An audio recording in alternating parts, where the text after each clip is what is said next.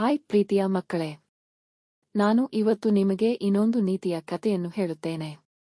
ಕಥೆಯ ಹೆಸರು ದುಡುಕಿನ ಬುದ್ಧಿ ದುರಾದೃಷ್ಟಕ್ಕೆ ಮೂಲ. ಒಂದು ಊರಿನಲ್ಲಿ ಒಬ್ಬ ರಾಮಪ್ಪ ಎನ್ನುವ ಬಡರೈತನಿದ್ದನು. ಅವನು ಪ್ರತಿದಿನ ಹೊಲದಲ್ಲಿ ಕೆಲಸ ಮಾಡಿ ಮನೆಗೆ ಬರುತ್ತಿದ್ದನು. ಒಂದು ದಿನ ಅವನಿಗೆ ಹಾವಿನ ಹುತ್ತ ಆ ಹೊಲದಲ್ಲಿ ಕಂಡುಬಂದಿತು. ಆಗ ಅವನು ಭಯದಿಂದ ಆ ಹುತ್ತಿನ ಕಡೆ ಹಾವು ಇರಬಹುದು, ಮುಂದೆ ನಮಗೆ ತೊಂದರೆಯನ್ನು ಮಾಡಬಹುದು ಎಂದು ಹುತ್ತನ್ನು ಕೆಡವಲು ಹೋದ. ಆಗ ಆ ಹೊತ್ತಿನೊಳಗಿಂದ ಒಂದು ನಾಗರ ಹಾವು ಎದುರಾಯಿತು. ಆ ನಾಗರ ಹಾವು ದೈವಾಂಶದ ಸರ್ಪವಾಗಿತ್ತು.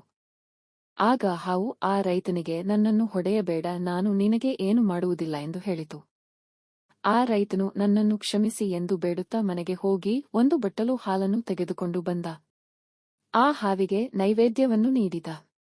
ಆಗ ಆ ಹಾವು, ನೀನು ಯಾವಾಗ ನೈವೇದ್ಯವನ್ನು ನೀಡುವೆಯೋ ಆಗ ನೀನು ಹಿಂದೆ ನೋಡದೆ ಹೋಗಬೇಕು ಎಂದು ಹೇಳಿತು. ಆಗ ಅದೇ ತರಹ ಪ್ರತಿದಿನ ಆ ಬಡ ರೈತ ನಡೆದುಕೊಳ್ಳುತ್ತಿದ್ದನು.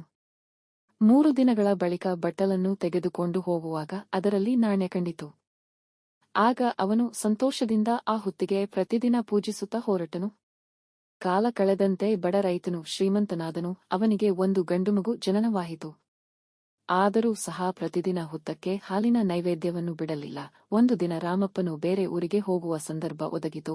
ಆಗ ಅವನ ಮಗನನ್ನು ಕರೆದು, ಮಗು, ನಾನು ಬೇರೆ ಊರಿಗೆ ಹೋಗುತ್ತಿದ್ದೇನೆ. ಆದ ಕಾರಣ ನಮ್ಮ ಹೊಲದಲ್ಲಿ ಒಂದು ನಾಗರಹಾವಿನ ಹುತ್ತೊಂದು ಇದೆ. ಅಲ್ಲಿ ನಾನು ಊರಿನಿಂದ ಬರುವ ತನಕ ಒಂದು ಬಟ್ಟಲು ಹಾಲನ್ನು ಇಡು ಮತ್ತು ಹಿಂದೆ ತಿರುಗಿ ನೋಡದೆ ಮನೆಗೆ ಬಾ ಎಂದು ಹೇಳಿ ಹೋದನು.